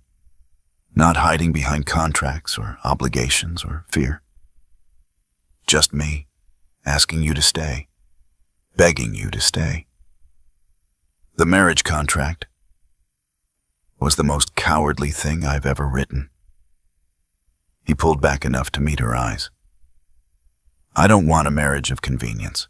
I don't want separate chambers and careful distance and a partnership built on compatibility. I want chaos. I want to wake up next to you every morning and fall asleep holding you every night. I want to argue about historical documents and listen to you put Isadora in her place and watch you be brilliant in 100 different ways I haven't discovered yet." Audrey's breath hitched. "Ronan, I want to be terrified of losing you for the rest of my life. Because that means having you is worth the fear. I want to trust you with everything. My estate, my heart, my damaged, stubborn soul. His voice broke. I want to love you the way you deserve to be loved. Completely. Recklessly. With everything I am. You already do, she said through her tears. You've been loving me for weeks. You just wouldn't admit it. Then let me admit it now. He took her hands, and she felt them shaking. I love you, Audrey Marsh. I love your strength and your intelligence and the way you refused to accept less than you deserved. I love that you walked away from me when I was too blind to see what I was throwing away. And I'm asking, not as a duke to his ward, but as a man to the woman who owns his heart. Will you marry me? Not for convenience, she said, needing to hear him say it. Not for convenience. Not for obligation or society or protection. He dropped to one knee before her, still holding her hands. For love. Only for love. Because living without you isn't safety, Audrey. It's just a different kind of ruin. She pulled him to his feet, unable to bear the sight of him kneeling, and threw her arms around his neck. Yes. Yes, you impossible, stubborn man. Yes. His arms came around her, crushing her against him, and for the first time since she'd known him, he held nothing back. She felt the desperation in his grip, the relief shuddering through him, the raw emotion he'd been restraining for so long, finally set free. I thought I'd lost you, he murmured into her hair. I thought my cowardice had cost me everything that mattered. You found me in time. She pulled back enough to see his face, to trace the lines of strain around his eyes. You were brave enough to be vulnerable. That's all I ever wanted. I'm still going to be difficult, he warned. Stubborn and guarded and probably too protective. I know. She smiled through her tears. And I'm going to challenge you and refuse to let you hide and demand that you keep choosing love over fear. Every single day. Every single day, he agreed. And then he kissed her. It was nothing like the careful, controlled man who'd kept her at arm's length for months. This kiss was desperate and claiming and full of all the emotion he'd been denying. His hands tangled in her hair, pulling her closer, and she melted against him, finally understanding what it meant to be wanted. Not protected, or sheltered, or managed, but desired with a passion that matched her own. When they finally broke apart, both breathing hard, he rested his forehead against hers. I need to do this properly, he said. The locket. It should be yours. It's on your desk in the library. Then come with me. He took her hand and led her through the corridors of Ravenswood, past startled servants who couldn't quite hide their smiles. In the library, the locket still lay where she'd left it, next to the discarded marriage contract. Ronan picked it up carefully, then turned to her. This locket brought you to me when I needed you most, even though I was too stubborn to realize it. It's been in your possession for months, but it's never truly been yours. Not as a gift. Not freely given. He opened the locket, and for the first time, Audrey saw what was inside. 2 miniature portraits, painted with exquisite detail. One showed a dark-haired man with storm-gray eyes, the 3rd Duke of Cavendish. The other showed a woman with Audrey's own features, uncannily similar across 2 centuries. Eleanor Marsh, she breathed. My ancestor loved her, Ronan said quietly. The letters make it clear, once you know to look for it. He gave her sanctuary, yes, but he also gave her his heart. She returned to her husband because duty required it, but she left this locket with him. A promise that some loves transcend time and obligation. He placed the locket in Audrey's palm, then closed her fingers around it. I give this to you freely, not because a charter requires it, but because you are my Eleanor, the woman who came to me seeking shelter and gave me a reason to live again. He brought her closed fist to his lips. Wear it. Remember that you were brave enough to demand love from a man who'd forgotten how to give it. And you were brave enough to learn again, she said softly. 3 months later, Audrey stood in the grand drawing room of Cavendish House in London, now the Duchess of Cavendish, and faced Isadora Vance for the final time. The wedding had been the event of the season. The reclusive Duke finally emerging from his self-imposed exile to marry his ward in a ceremony that had London society reassessing every rumor Isadora had spread. The Duchess of Richmond had attended, lending her approval. Charlotte, Ronan's sister, had returned after 5 years of estrangement, reconciled with her brother and embracing Audrey as family. And now, Isadora stood before her, diminished and desperate, requesting an audience. I've come to apologize, Isadora said, though the words clearly cost her. My behavior was regrettable. I hope we might come to some understanding. An understanding. Audrey studied the woman who had once held all the power, who had stripped her of everything and laughed while doing it. You tried to destroy me, Isadora, multiple times. You forged letters, spread vicious lies, attempted to ruin both my reputation and the Duke's. And now you want understanding? I was angry about Marcus. You were cruel, Audrey interrupted quietly. To me, to my father in his final months, though I doubt he ever saw it. To anyone who stood between you and your revenge. Isadora's composure cracked.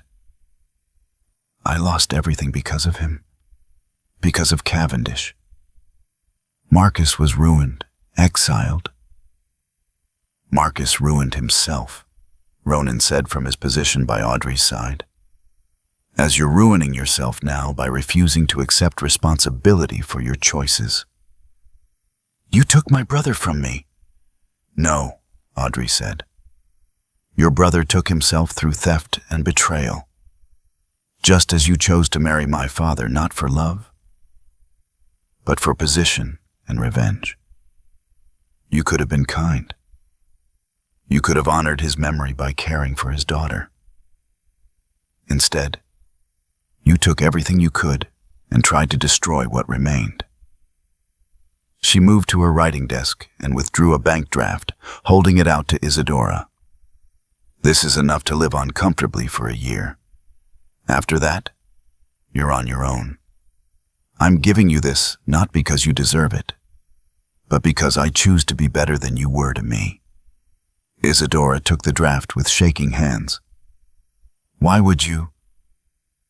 Because my father did not leave me nothing, Audrey said, touching the locket that now hung openly around her neck. He left me this. A piece of tarnished silver that seemed worthless, but proved to be the key to everything. It brought me to a man who taught me my own worth, who helped me find strength I didn't know I had, who loves me not despite my circumstances, but because of who I am. She moved to stand beside Ronan, taking his hand. I have security now, yes. A title, wealth, position. But those were never what mattered. What mattered was learning that I deserved to be loved, that I could demand love and receive it, that my value isn't determined by inheritance or social standing, but by the courage to know myself and refuse to settle for less than I'm worth. She looked at Isadora, seeing not a monster, but a bitter, broken woman who'd let revenge consume her. That's my inheritance, Isadora. Not the estate you stole or the fortune you claimed, but the locket that led me to my destiny, and the strength to seize it when it came. She squeezed Ronan's hand. I hope someday you find something worth more to you than vengeance. But that's your journey, not mine. Now please go, and don't return. After Isadora left, Ronan pulled Audrey into his arms. You were magnificent, he murmured. I was honest. She looked up at him, this man who'd learned to love again because she'd demanded it. Strange how much easier that becomes when you finally love yourself. Not so strange. He kissed her forehead, then her nose, then her lips.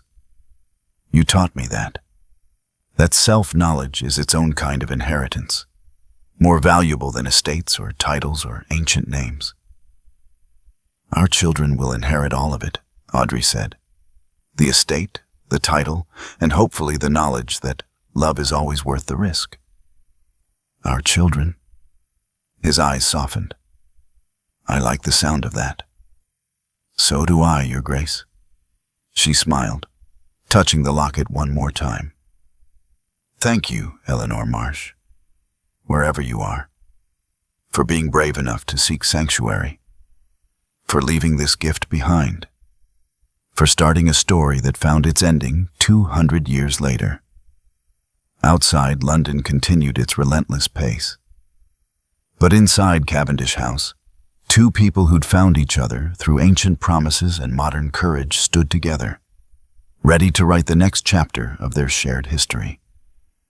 The locket had fulfilled its purpose, but its true magic was never in the protection it granted or the charter it represented.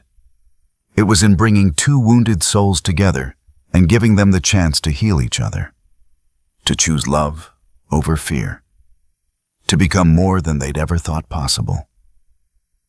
That was Audrey's real inheritance, and it was worth more than all the estates in England. My sweet family, if Audrey's journey touched your heart, if you felt her pain when Isadora took everything, if you cheered when she demanded love instead of accepting protection, then I'm begging you, don't keep this story to yourself. There's a woman in your life right now who needs to hear that she deserves everything. Share this video with her. Subscribe so you never miss another story of women finding their power. And comment below telling me, what would you have done in Audrey's position? Would you have walked away like she did, or accepted the Duke's loveless proposal? I read every single comment, and your stories inspire the tales I bring you next. You're not just viewers, you're my family, and family shows up for each other. So please, show up now. Like, subscribe, share, and comment. Let's prove that stories about strong women who know their worth will always matter. I'll see you in the next tale, my beautiful family. Until then, remember, you deserve to be loved, not just protected. At the end of this video, you'll see a suggestion for another powerful story from our channel. Click it and let yourself be surprised by even more unforgettable emotions with love. The Victorian Royal Stories team.